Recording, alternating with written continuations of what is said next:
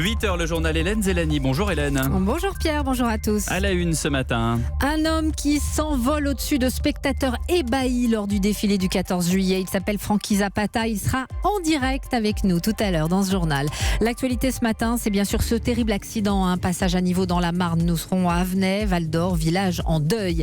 Et puis Ursula von der Leyen attend le verdict du Parlement européen. Les élus décident ce soir à Strasbourg s'ils la choisissent pour diriger la Commission européenne. Et ce n'est pas gagné. Europe 1. Ce matin encore, de nombreuses questions autour de l'accident au passage à niveau d'Avenay-Val d'Or dans la Marne. Une assistante maternelle et les 3 enfants qu'elle transportait, dont sa fille de 11 ans, sont morts dans la voiture heurtée par un TER. Claudia Bertram, vous êtes l'envoyée spéciale d'Europe 1. Les victimes habitaient dans le village où on se réveille ce matin à la fois incrédule et terriblement triste. Oui, ici on compte 1 millier d'habitants, alors forcément beaucoup de personnes se connaissent. Je viens de rencontrer le voisin de l'une des familles endeuillées. Évidemment, c'est très dur pour les habitants de parler, de s'exprimer ce matin. Le maire m'a confié avoir lui-même célébré le mariage il y a quelques années de la conductrice décédée hier.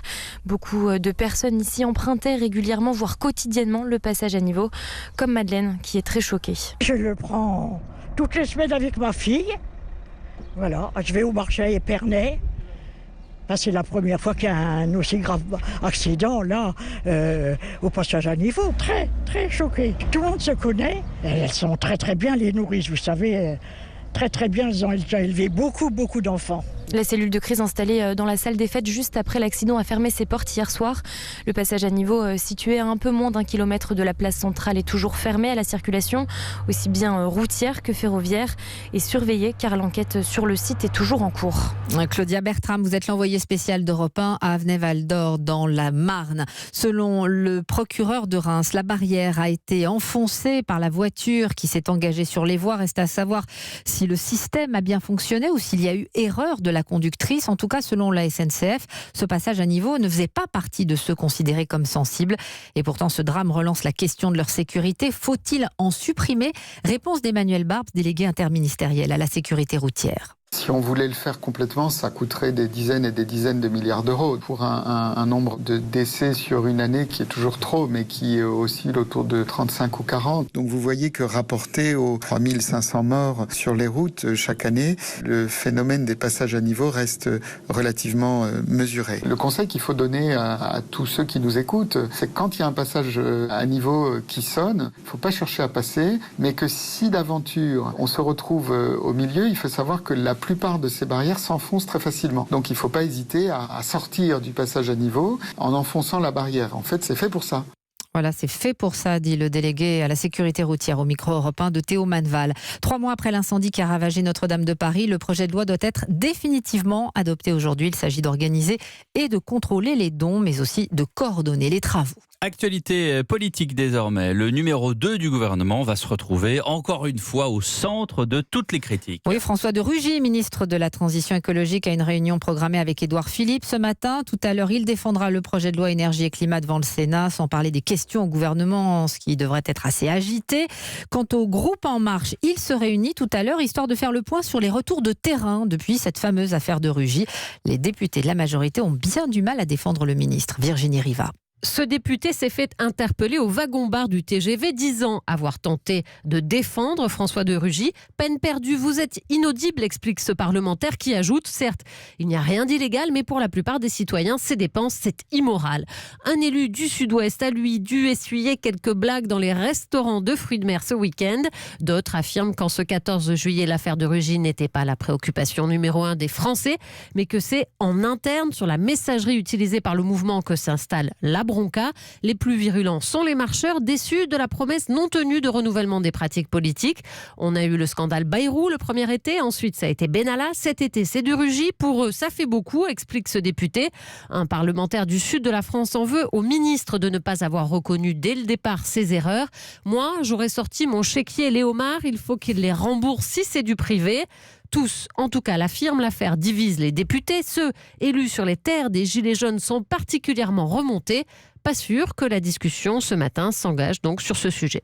Virginie Riva. Et depuis la Serbie, Emmanuel Macron a demandé au Premier ministre d'apporter toute la clarté sur l'affaire de Rugy. Je ne prends pas de décision sur la base de révélations, mais de faits, a dit le président. Et on verra ce qu'en pense Stanislas Guerini, le délégué général de La République En Marche, tout à l'heure à 8h15. Europe 1, il est 8h05. C'est sans doute l'image la plus marquante du dernier défilé du 14 juillet dimanche. L'homme volant au-dessus de la place de la Concorde. Oui, fusil à la main, juché sur sa plateforme turbo propulsée à plusieurs dizaines de mètres du sol. Ce Marseillais de 40 ans s'appelle Francky Zapata et il a la gentillesse d'être en direct avec nous sur Europe 1 ce matin. Bonjour Francky Zapata. Bonjour. On peut dire désormais que vous êtes mondialement célèbre. Toutes les télés ont retransmis votre exploit. Écoutez, ça fait plaisir que ça ait plu au monde entier. Donc, écoutez, oui, c'était déjà un grand honneur d'être présent au 14 juillet. Et vous avez reçu des propositions de plusieurs pays pour venir exploiter cette invention assez incroyable.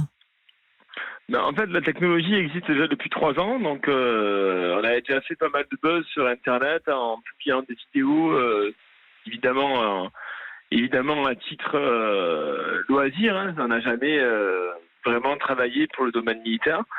Et puis donc on a eu évidemment depuis ces trois dernières années beaucoup de demandes de pays pour utiliser la technologie. Donc après pour l'instant ça n'a pas spécialement abouti. Puis bon après on a travaillé. L'armée française quand même. L'armée française elle est intéressée. Voilà, non c'est ce que je voulais dire. Donc on a après travaillé plus étroitement avec l'armée française. Donc du coup on a évidemment pour tout ce qui était technologie, EasyFly, etc. mis un peu plus de côté les propositions étrangères. Puis bon, voilà, donc ça, vous privilégiez la France alors? Évidemment, vu que je suis français, évidemment qu'on privilégie la France. Maintenant, c'est vrai qu'on est quand même une société et qu'on a besoin de fonctionner, de travailler. Maintenant, ce qu'il faut comprendre, c'est que malgré qu'on ait défilé au 14 juillet, notre société reste, quoi qu'il en soit, basée et tournée à 99% vers les activités civiles. Nous, les activités militaires, c'est pas du tout notre priorité à l'heure actuelle. Oui, mais je suis pas sûre que tout le monde puisse tenir comme vous sur ce fameux flyboard air. Rappelez-moi jusqu'à quelle vitesse il peut se déplacer? Alors, le flyboarder se déplace. Hier, j'ai justement battu mon record de vitesse, puisque justement je travaille pour traverser la Manche, donc je travaille pas mal sur la vitesse de pointe, etc. Donc hier, j'ai pris exactement 202,3 km/h. Ah oui, quand même. 202 km/h. Ah, ça, c'est impressionnant. Et alors ça, c'est intéressant. Le 25 juillet, vous traversez la Manche, c'est donc ça? Le 25 juillet, pour justement le 110e anniversaire de la traversée de la Manche par Blériot. Donc, je traverse la Manche. Vous y croyez? Du même endroit. Comment? Vous y croyez? Écoutez, on va dire que c'était un beau défi pour nous et un beau challenge parce que on va dire que sur le papier ça passait. On va dire c'était assez ambitieux mais réalisable. Et puis bon, finalement, vu qu'on a eu un refus catégorique de la préfecture de la Manche pour pouvoir ravitailler dans les eaux territoriales françaises. Là, ça transforme, on va dire, ce challenge en le défi de ma vie, puisque je ne dois plus parcourir 13 km x 3, mais je dois parcourir d'entrée 18 km. Et ça, du moins, ça complexifie le challenge, je dirais coefficient 20 ou 30. Quoi. On est sûr que vous allez y arriver. En tout cas, on vous soutient, Francky Zapata. Merci. Je le souhaite aussi, et merci. Merci. Ça fait plaisir. Merci, rendez-vous donc le 25 juillet pour de nouvelles aventures.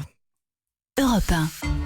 Vous restez avec nous après cet épisode incroyable. Dans un instant, la suite du journal. Et qui, pour diriger la Commission européenne, la protégée d'Angela Merkel, n'est pas certaine d'être élue. À tout de suite. 8h10 sur Europe 1, votre matinale info avec Pierre de Villeneuve. À la suite du journal, Hélène Zélani, c'est le moment de vérité pour celle qui espère succéder à Jean-Claude Juncker à la présidence de la Commission européenne. Oui, l'Allemande Ursula von der Leyen est attendue ce matin dans l'hémicycle de Strasbourg et c'est ce soir que les parlementaires voteront sur sa candidature. Depuis quelques jours, Isabelle Horry, elle est en pleine offensive de charme, mais le moins qu'on puisse dire, c'est que les élus ne sont pas conquis.